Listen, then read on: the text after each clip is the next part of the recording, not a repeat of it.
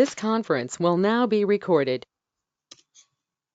Hi, welcome to our webinar today on partnering with energy stakeholders and programs to help you expand collaborations to improve home-based asthma services. The webinar is being provided with support from the National Center for Healthy Housing. So what will you learn today? You'll learn three things. Why collaborate with energy partners? How do you locate your energy partners? And to learn a little bit about examples of collaboration that do exist currently. So first, why collaborate with energy partners? And we'll dive into a little more detail on each of these over the course of the 20-minute webinar. First, the work that energy partners do by improving the energy efficiency in homes can actually create healthier indoor environments and contribute to reduce asthma and respiratory risks, and we'll dive into the details. Secondly, the energy workforce is national, so they can improve indoor environments, and you can find them in every state. Third, the energy programs, they work in a lot of homes, particularly low-income homes, and we know that we tend to see higher asthma rates among low-income households and families. And these energy programs not only work in a large number of homes, but they have dedicated low-income programs. And finally, the decisions energy programs make and energy partners like utilities, in addition to changing indoor environments, can also improve outdoor environments. As we think about energy efficiency programs and how they can help improve health outcomes, we might look at three tiers. First, energy efficiency programs help us lower our energy bills. And for some clients, customers, and patients, lowering bills has been shown to give households and families more income, which they then can spend on other needs around food, medicine, and that has resulted in improved health outcomes. We'll look at one study. So we reduce our bills with energy efficiency. Secondly, the energy efficiency work can not just reduce bills, but as we said earlier, change the indoor environment. So that's a home energy upgrade that improves the actual house. And third, we can look at home energy programs as the backbone upon which we can build and add healthy homes repairs to do an energy plus health type of intervention. First, looking at reducing bills. This can occur through providing fuel assistance, which is a national program, or from energy work that reduces bills. This is a study from Children's Environmental Health Watch, multi-site, wonderful randomized control trial, and it looked at young children who were having difficulty thriving, and some of those young children were put into a group that received fuel assistance to lower their fuel bills, and the other children did not get fuel assistance. The children who got fuel assistance, and these are very young children like 0 to 3, thrived more. They were healthier babies, the 20% less likely to be underweight for age or length, and we know that early thriving and not being underweight is a very good predictor of improved health outcomes later. And while both those children who got fuel assistance and those who did not had similar hospital visits, the children who got fuel assistance had fewer acute hospital admissions, 30% less likely to require admission after visiting an emergency room. So just lowering our bills can result in improved health outcomes. This study was called Heat or Eat. So theory being that families might be putting more money towards food, medicine, etc. Two recent studies looked at that next tier, which is actually fixing the home by improving its energy efficiency. The report on the left is Home RX, the health benefits of home performance, a review of the current evidence for the Department of Energy that looks at programs that span from energy efficiency to energy efficiency plus health, green renovation, green construction, home performance, the full range. The report on the right takes a narrower slice and just looks at the occupant health benefits of residential energy efficiency. And both reports look at similar studies, but just present the results in a slightly different way. I recommend them both to you. In the second report, which was done for E for the Future, a national nonprofit, this is an excerpt from that report, which helps us understand what home energy programs home energy programs do and home energy upgrades accomplish. They essentially do air sealing, insulation, repair and replace heating systems, which result in warmer, drier air. We'll see in the blue boxes improved relative humidity, often less moisture. They'll add ventilation, ventilate dryers, which produce hot, humid air, and install sometimes more efficient cooking appliances. The benefits of those are highlighted in the blue boxes, which in addition to warmer, drier air, we see less moisture, mold, particulates, combustion byproducts, allergens, and then lower bills. This results in potential health improvements highlighted in the green box, and we highlight in the orange box what we're here really focusing on today: reduce asthma symptoms, other respiratory risks, including COPD.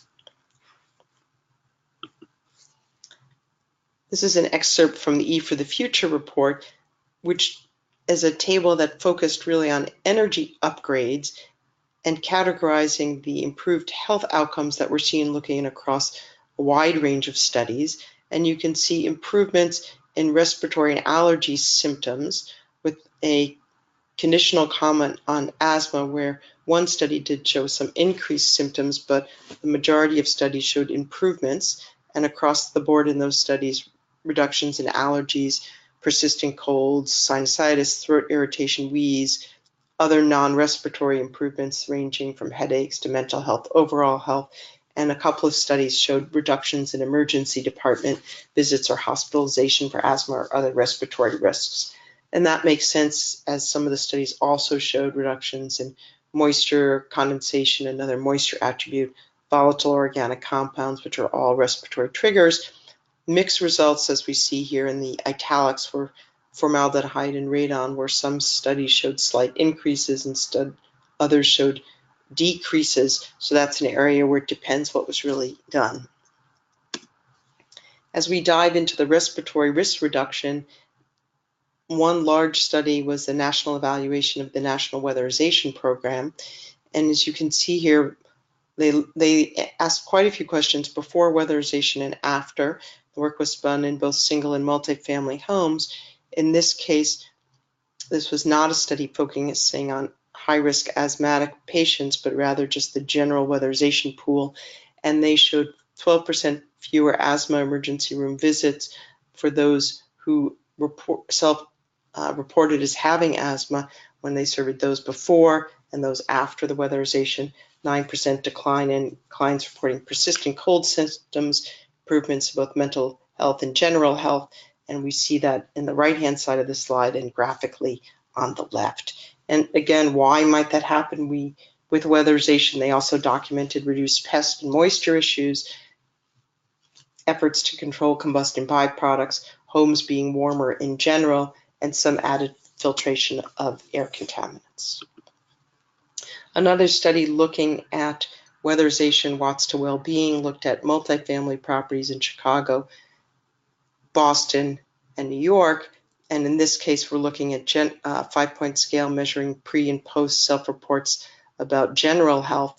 And you can see in the red bars, which is the post survey a year later, that the clients and customers report overall better health, many more in reporting excellent or very good health, and fewer, between 37 to 26% decline, reporting fair or poor health. So we see a general shift towards excellent and very good health.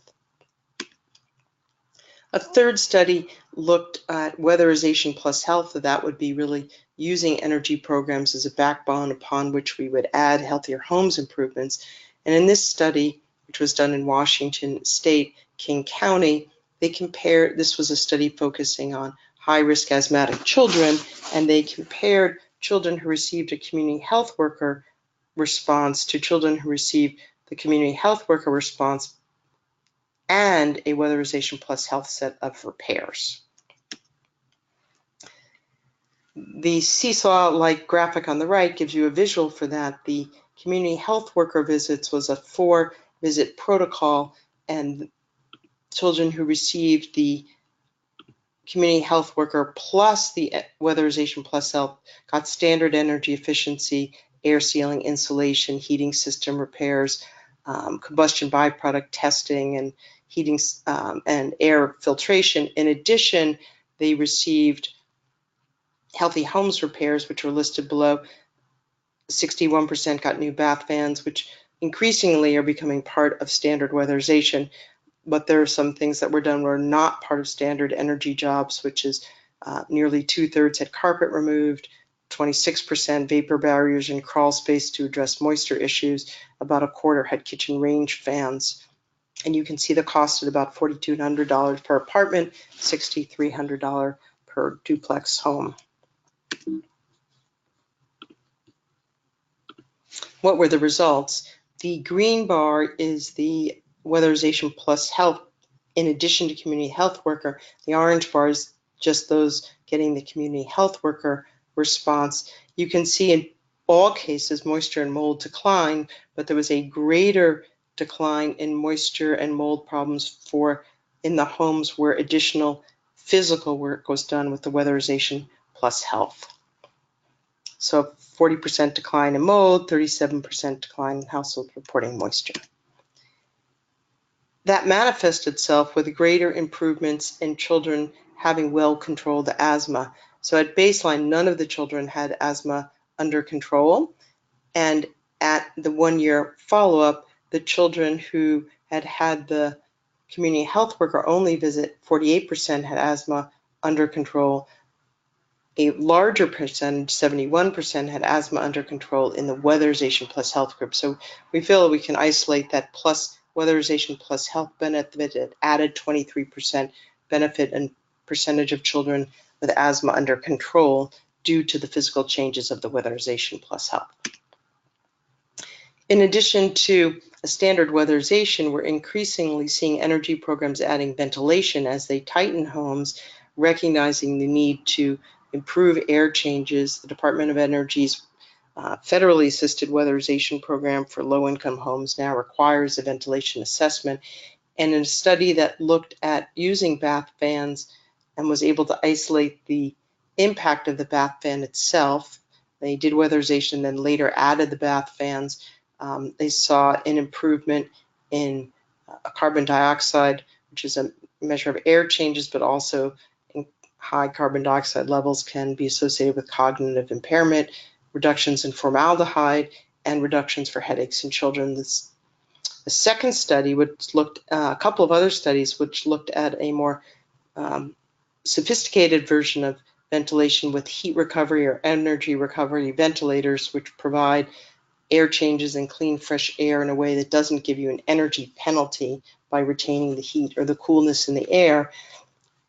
And this was studies that focused on children, high-risk asthmatic children with high healthcare utilization and high symptoms, documented fewer asthma respiratory symptoms after the installation of these HRVs and ERVs. And again, reduction in indoor air contaminants shown here, the carbon dioxide, volatile organic compounds, and airborne mold. So hopefully that gives you a sense that we can lower fuel bills. There are potential health benefits for indoor environments from energy efficiency, and that a weatherization plus health set of repairs, including adding ventilation, really offers us the potential to further reduce asthma symptoms. So how would you find these energy professionals? The workforce is national. The Department of Energy funds a low-income weatherization program in all 50 states. About 35,000 homes a year receive that service, both single-family and multifamily. You can find local providers of weatherization by going to the NASCAS website shown here and look for the red button to find a provider. You can also do a web search for your state weatherization agency. Each state's website will typically show providers of that services. In many states, utility funding is actually more significant than the Department of Energy's funding, and utilities often have dedicated energy efficiency programs for low-income households. Many of the same clients you are seeing with your asthma community health worker programs, or the children that you're most worried about, or adults in your asthma programs. And you can search for those utility energy efficiency programs as well. Often those providing the weatherization services will also provide the utility programs, and if not, can certainly direct you to them. This energy workforce has a set of skills can be enormously helpful. Energy auditors, and for the DOE program, they are required to be certified. One such credential is the Building Performance Institute's Building Analyst credential, and they are typically trained to really understand building conditions that are linked to asthma triggers: moisture, mold, ventilation, heating, cooling. They understand what can create moisture problems, responses, how to draft scopes of work, and how the energy use in your home and energy conservation efforts can improve that home indoor environment. In addition to these, and energy auditors, when they go into home, often spend several hours doing these diagnostics and have quite a bit of testing equipment, particularly around carbon monoxide. In addition to the standard certification, there is a new Healthy Homes Evaluator credential from the Building Performance Institute, which helps those certified as building analysts gain some additional capacity and expertise around indoor environments to be able to assess health-related indoor environmental triggers, many of which are asthma and respiratory triggers, but also include injury risks and other health issues, and then understand how to build a scope of work to address and repair that. That credential is available nationally. Some energy programs, for example, in the state of Vermont, the Weatherization Energy Auditors coaches all have received that credential, and we're seeing other states and other programs start to reference it. Here's a quick comparison that shows you how the Healthy Home Evaluator compares to something many of you may be more familiar with, the community health worker. Community health workers are terrific at patient coaching and medical adherence, making referrals, testing for respiratory function often, and being culturally appropriate really from that community, and have that strong client competency and client engagement. The Healthy Home Evaluator, shown on the right side and in the column of the yellow set of skills that they have uniquely have. They are more trained in building diagnostics, creating scopes of work, really understanding what makes a house cold or hot, ventilation testing, really understanding how the moisture dynamics in a house works. So we might see that it's moist, but what's causing that problem? And as I mentioned, carbon monoxide testing and heating and cooling system testing. The column in the middle in the green are skills that they share. They both can look at lighting issues for injury prevention, smoke and carbon monoxide detectors, visual assessment for asthma triggers that include pest allergen contaminants, and injury prevention. So this is a graphic that gives you a sense that really where they share skills and where they are complementary. Next, when we think about energy programs, it's not just what they do in the indoor environments, their home energy programs, but they're making decisions every year, utilities, about their fuels that they're being used to generate electricity. Those fuel choices, moving, say, from a coal source to a renewable source, would reduce outdoor air pollution, and that itself is reducing asthma respiratory risk. So there are opportunities for health departments to engage with their energy partners in policy work to drive that energy grid to a more renewable, less air polluting strategy. Let's look at how some of these collaborations are working right now across the country. There's one set of things that are happening where we're seeing energy and health programs really cross-refer, know each other, make sure their clients are who are entitled to get each other's services in a more seamless way, so that clients, if a community health worker goes in and sees a client really could benefit from energy efficiency, they get that, and vice versa.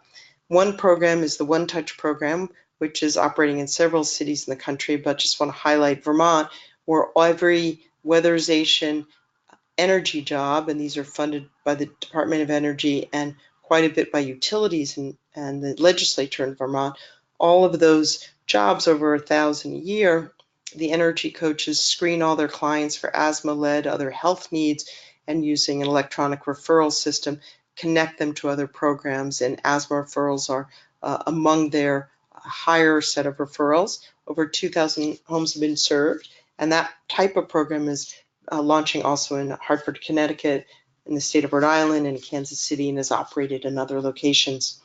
The LIGHT program in the city of Baltimore is somewhat similar. There, case coordinators are screening clients for needs around energy efficiency, home rehab, lead risks, fall prevention, asthma reduction, other healthy homes for improvement, and then connecting them and helping them prepare application intake packages for each of those programs. So these cross-referral programs are happening in a variety of locations, just highlighting these two here.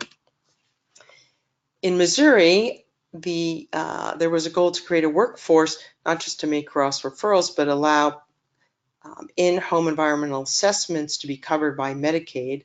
Legislation in 2007 identified acceptable credentials for that indoor home environmental assessment, including the Healthy Home Evaluator credential that I showed you with the graphic, as well as the NEHA Healthy Home Specialist credential, which is no longer existent. There's been some confusion about the specific language in that's stalled some of the implementation, but it's a terrific example of legislation really recognizing the value of this home environmental assessment and the skill set of energy auditors and the Healthy Homes evaluators in providing that assessment. In Washington State, we have really one of the best long-standing examples of a weatherization plus health program, again, using energy as a backbone to layer healthy homes repairs.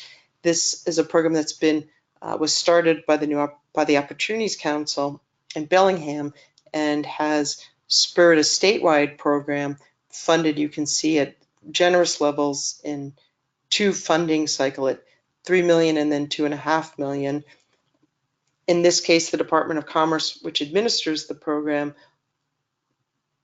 puts out a request to all current weatherization providers, asking them, do you want to offer this Healthy Homes assessment and repairs? If so, you can apply for this additional funding to do so. In the first round funded in 2016, 8 weatherization organizations received funding for weatherization plus health. 3 of those programs and their operations receive referrals for clients needing that type of service from health partners, often for respiratory asthma risks. The other partners did not get referrals from their health partners, but rather used their existing client base, screening them for health risks and then offering them the weatherization plus health response. They didn't require the Healthy Home Evaluator credential, but several of those very involved in the program noted that it is a credential that quite a few of the programs and staff are getting, so they didn't feel they needed to require it, but it is really getting into currency there. There's a process evaluation that's been completed talking about the implementation of the program and forthcoming reports on health outcomes that are expected in the fall and winter of 2008, so stay tuned on that.